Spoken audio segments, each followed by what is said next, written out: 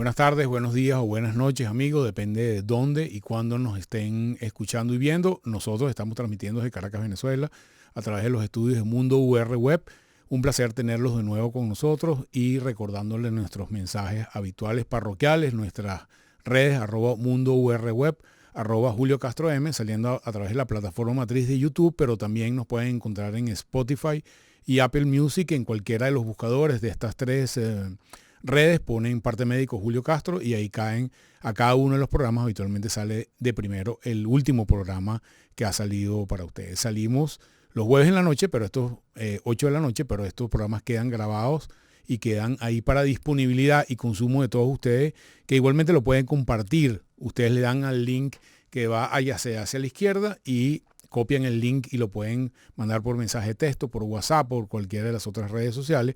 Pueden comentar en el chat en vivo que está abajo y pueden darle a la campanita de suscribirse para que sepan cuando hay un nuevo programa de la extensa programación de Mundo UR Web. Recordarle también que en Caracas, en 99.9 FM Radio, Marisabel Párraga, de lunes a viernes a las 7 de la noche, hace como una marquesina, un comentario sobre cada uno de los programas de Mundo UR Web, que hay variedades, historia, moda, salud, como este es el caso, hay películas, cines, actualidad, política, hay muchos temas que pueden ser de interés para ustedes.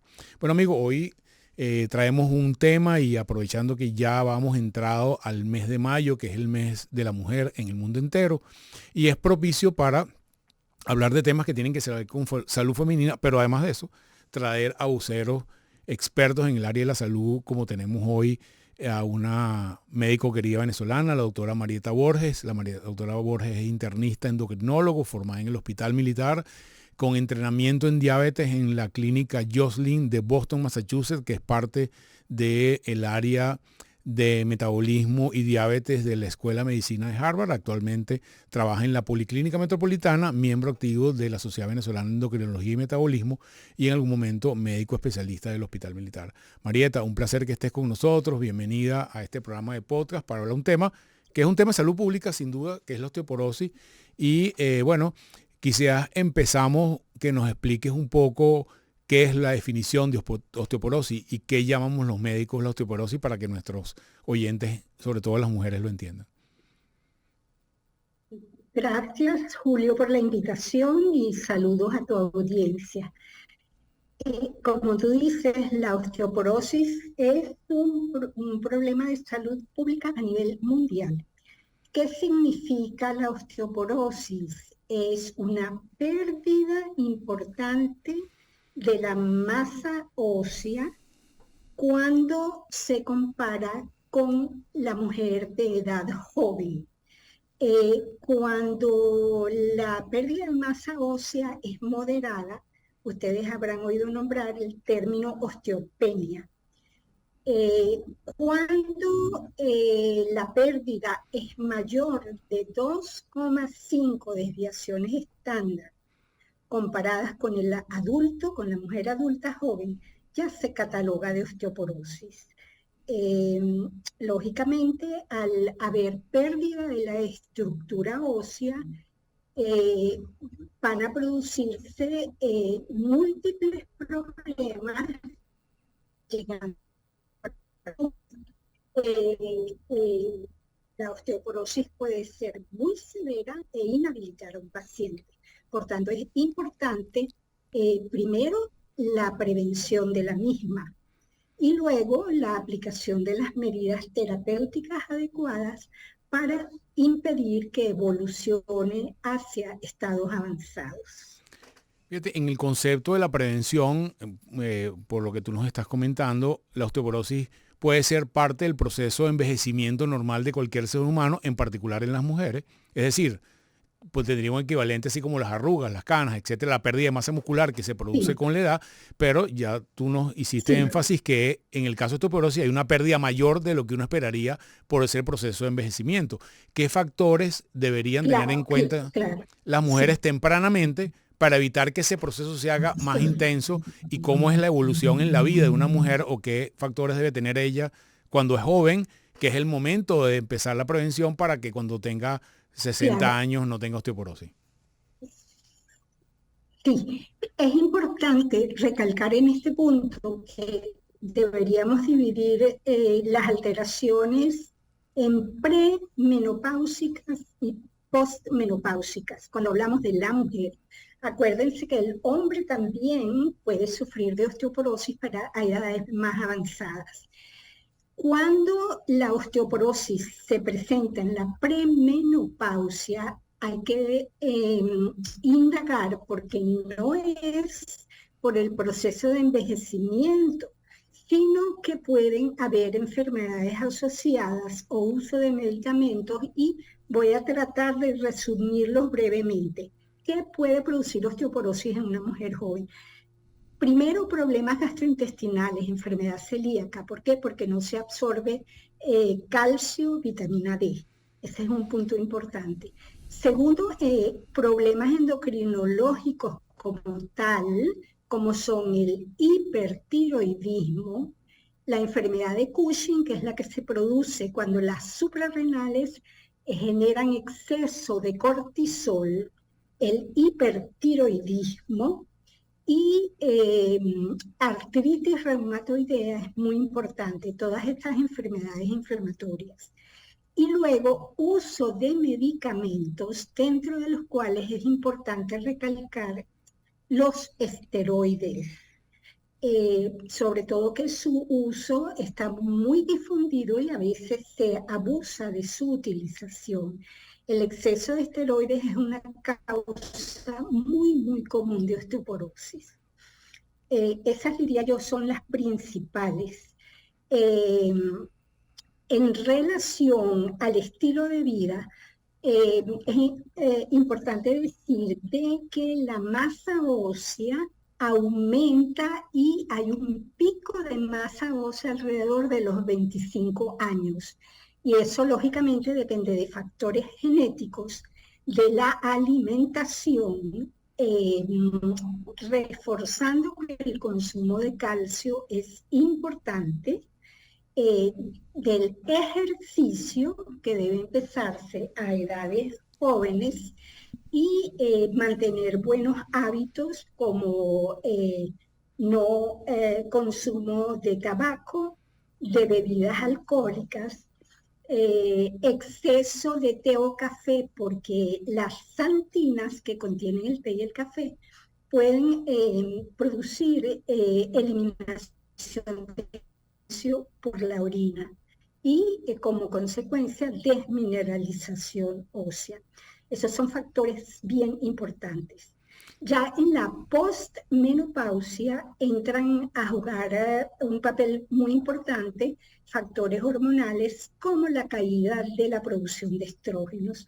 Al no haber estrógenos, la formación ósea disminuye y es uno de los factores más importantes que genera la osteoporosis postmenopáusica. Fíjate, En resumen, pienso...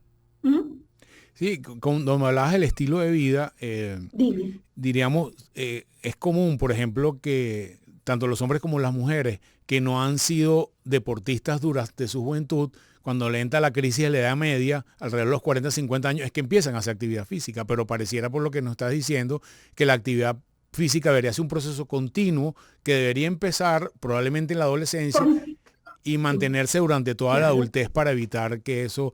Entonces, por ejemplo, ¿cuánto sería la indicación de una persona que no es atleta?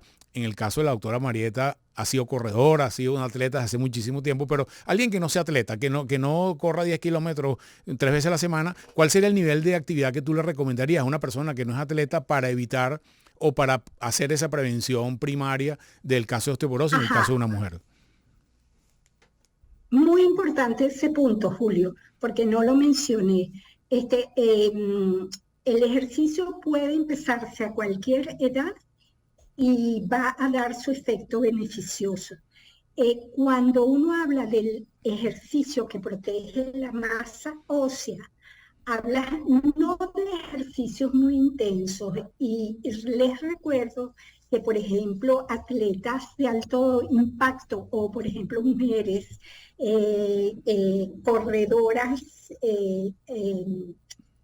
con una actividad física muy intensa más bien tienen problemas porque hay inhibición del eje del hipotálamo, aumenta la prolactina y se produce una inhibición ovárica. Esa inhibición ovárica hace que bajen los estrógenos y esas mujeres tienden a tener osteoporosis. O sea que los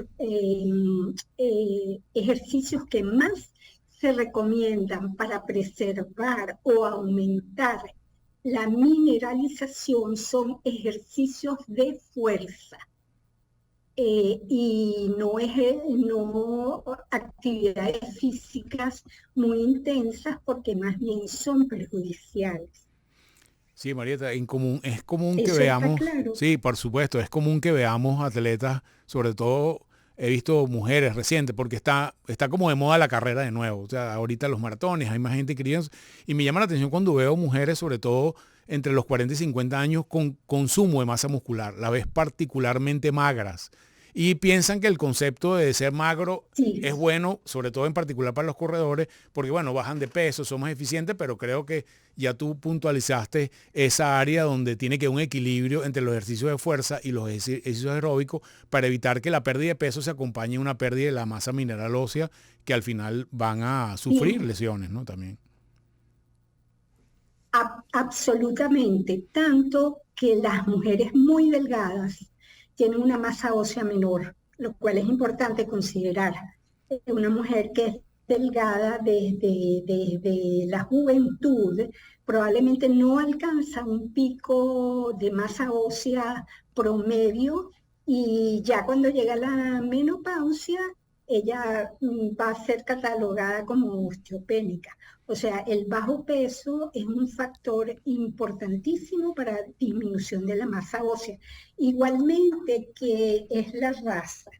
Las mujeres de raza blanca tienden a tener más osteoporosis que las mujeres de raza negra, que parece paradójico porque si vamos al mecanismo de formación de vitamina D, que sabemos que es importante para la salud, se supone que mientras más pigmentación hay, probablemente la penetración de los rayos solares es menor, pero eso está descrito y documentado. ¿Mm? Sí, fíjate, una pregunta que es quizás uno de los temas más frecuentes de medicina en prevención es, ¿cuándo recomendarías tú que una mujer que tiene un estilo de vida normal, pues que hace ejercicio de vez en cuando, debería realizarse la primera densitometría? ¿En qué edad, en qué grupo de edad y cada cuánto debería repetírsela dependiendo del resultado de la primera densitometría? Sí, yo considero que acá en el país hay un abuso en la determinación de las densitometrías. Por ejemplo, en líneas generales, las organizaciones de osteoporosis recomiendan cuando no hay riesgos mayores, ya realizar una densitometría en mujer menopáusica. Yo considero que ese es como un punto clave importante para uno evaluar a la mujer. ¿Por qué? Porque ahí van a empezar factores de riesgos mayores. Eh, y tú tienes que hacer una buena evaluación endocrinológica de todos los factores que pueden influir a esa mujer que ya no tiene estrógeno para acelerar la pérdida de masa ósea. Considero que una mujer en esa edad debe asistir a una evaluación endocrinológica y uno debe realizar todas aquellas pruebas para descartar que haya un factor adicional a la disminución de estrógenos que puede afectar la masa ósea. Y una de las principales causas que uno detecta es la que uno llama hipercalciuria idiopática. ¿Qué significa eso? Hay un defecto a nivel del túbulo renal y hay una pérdida de calcio a través del riñón. Y esas mujeres se descalcifican y muchas veces son tratadas con medicamentos como antirresortivos óseos que no van a mejorar el problema porque el problema va a depender de corregir esa pérdida de calcio. Si eso no se corrige, la enfermedad sigue evolucionando. Otro factor importante es, por ejemplo, determinar el nivel de vitamina D. Cuando hay hipovitaminosis D, eso va a producir problemas secundarios porque eso activa la síntesis de paratormona, que es la hormona que regula el calcio de la sangre. ¿Y de dónde saca el individuo el calcio? Lo saca del hueso. Entonces, esas mujeres pueden tener un hiperparatiroidismo secundario. Importante también mencionar qué pasa o indagar de que el paciente no tenga enfermedad renal, porque el paciente con enfermedad renal tiene una serie de alteraciones del metabolismo fosfocálcico que van a, primero, que la forma activa de la vitamina D3, que es la 1,25 vitamina D3, se sintetiza en el riñón. El metabolismo de la vitamina D3 es muy complejo. En la piel se forma el colecalciferol, que es la vitamina D3, pero esa vitamina tiene que ser hidroxilada en el hígado y de allí pasa el riñón, donde es hidroxilada y es la forma activa, la que produce su acción metabólica. Si hay un daño renal, la vitamina D3 no se produce y esos pacientes tienden a tener actividad mayor para la hormona y hace lo que se llama un hipertiroidismo secundario. Todos esos factores hay que analizarlo antes de poner un tratamiento para la osteoporosis, porque tú tienes que saber bien si el paciente tiene una patología asociada, porque si no, no vas a poner el tratamiento adecuado.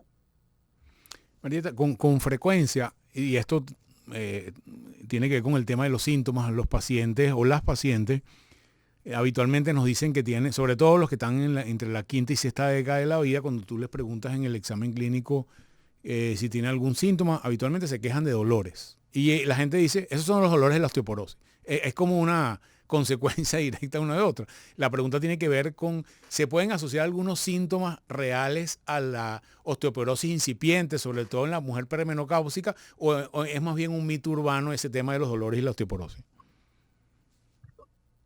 Es un mito urbano. Yo diría que la osteoporosis es una enfermedad silenciosa y la osteoporosis no te produce dolores ni manifestaciones clínicas, lamentablemente, sino cuando hay fracturas. Por ejemplo, si tienes una fractura vertebral, ahí vas a tener dolor. Y muchas veces la osteoporosis se detecta por la fractura vertebral, pero tiende a ser silenciosa. Y por último, el tema del tratamiento. Un poco, siempre hacemos énfasis aquí, uno, que la gente no siga las recomendaciones de la compañera que camina con ella en el Parque del Este, que toma determinado tipo de cosas. Ya tú hiciste énfasis en el tema de la evaluación de la mujer perimenopáusica, de todo un contexto endocrinológico que no solamente tiene que ver con el metabolismo del calcio, sino con su condición perimenopáusica para poder asociar o descartar otras enfermedades. Pero háblanos un poco de cuáles son los esquemas de tratamiento que hay en el mundo actual para la osteoporosis. Ya lo creo. Mira, en relación a la automedicación, que es sumamente común y alarmante en nuestro país, cosas tan sencillas como tomar calcio y vitamina D, que está muy de moda y que la gente se automedica, hay que tener cuidado. Por ejemplo, cuál es mi conducta, y eso no es personal, sino basado en la información que hay en la literatura. Si tú tienes un consumo adecuado de calcio en tu alimentación, no tienes necesidad de tomar calcio adicional. El requerimiento diario de calcio está fijado en alrededor de 1.200 miligramos por día y de vitamina D de 800 unidades internacionales. ¿De dónde obtienes el calcio? Básicamente son los lácteos, la fuente principal de calcio. El yogur es muy rico en calcio. La leche también, aproximadamente 240 cc de leche tiene unos 300 miligramos de calcio y el yogur es un poco más concentrado. La gente cree que los vegetales tienen mucho calcio. Sí, tienen un poco de calcio, pero no tanto como lo tienen los lácteos. Y en relación a la utilización de calcio vía oral, hay cosas que no están claras. Hay varios estudios controversiales, pero unos de ellos indican de que el consumo de calcio está relacionado con enfermedad cardiovascular. Estudios, pero yo creo que hay que tomarlo en consideración y que no es necesario que la gente se automedique calcio. El otro problema importante que puede haber con tomar calcio vía oral es la producción de cálculos renales, sobre todo si tú no has estudiado a esa paciente y no determinas si ella tiene hipercalciuria. Y con las vitaminas, la vitamina D puede tener efectos tóxicos, o sea que ese criterio actual de que hay que tomar dosis, y yo he encontrado pacientes tomando 25.000 unidades de vitamina D cuando son requerimientos altísimos, eso hay que manejarlo con cuidado porque pueden haber efectos tóxicos. Y en relación a las drogas que se utilizan, lógicamente que es el médico el que tiene que evaluar el grado de osteoporosis de la mujer. Quizás los medicamentos más utilizados son los bifosfonatos, que también hay que tenerles cuidado porque tienen sus efectos tóxicos. Uno de ellos es la necrosis alveolar. No sucede muy frecuentemente, pero sucede. Y lo otro, están formalmente indicados para osteoporosis, no para osteopenia. Yo creo que la osteopenia se puede tratar con buenos hábitos de estilo de vida, con ejercicio, con buena alimentación. ¿Y por qué hago hincapié en esto? Porque se ha visto que este tipo de antirresortivos que lo que hacen es como frenar o inhibir a los osteoclastos, que son las células que ven el hueso que forman no es un hueso flexible y se ha visto que con la administración de estas drogas por tiempos muy prolongados, ya en la vejez se producen lo que se llaman fracturas atípicas, que son como decir fracturas espontáneas, que no es lo que queremos hacer cuando indicamos un tratamiento y se debe a la falta de flexibilidad del hueso. Por tanto, estos medicamentos no deben utilizarse por tiempo muy prolongado y ser consciente el médico de utilizarlo cuando se requiere que la mujer esté osteoporótica. Cuando la osteoporosis, bueno, estos medicamentos vienen vía oral, vía endovenosa, uno los decide dependiendo de la tolerancia del paciente, de la intensidad de los síntomas. Luego hay medicamentos que actúan de otra manera, como son las drogas anabolizantes, como la paratormona. Y otros medicamentos que actúan inhibiendo los receptores de los osteoclastos y así los hacen que no actúen, que no remuevan el calcio del hueso, como el denosumab. Por cierto que este medicamento es muy bueno cuando la mujer tiene osteoporosis premenopáusica, pero siempre hay que manejarlo con cuidado porque uno de los problemas que tiene el denosumab es cuando se para el tratamiento, hay estudios que han demostrado mayor incidencia de fracturas cerebrales. Entonces, allí el médico tiene que decidir si sustituir este medicamento con bifosfonato para evitar este efecto secundario.